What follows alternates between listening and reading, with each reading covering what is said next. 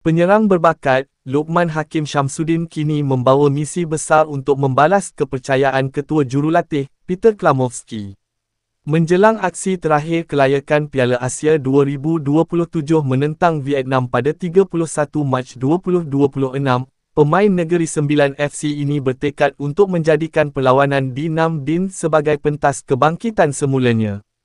Kepulangan Lukman ke Liga Malaysia nyata membuahkan hasil apabila dia berjaya menemui semula rentak permainan yang konsisten.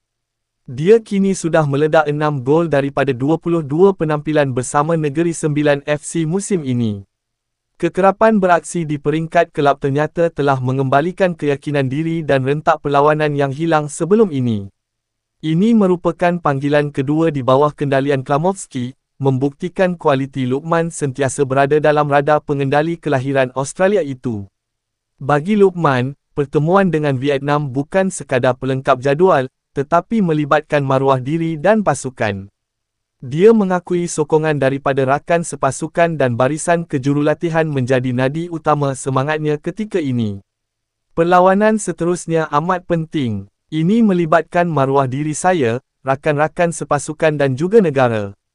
Kami semua mahukan kemenangan, tegas Lukman melalui perkongsian daripada FAM.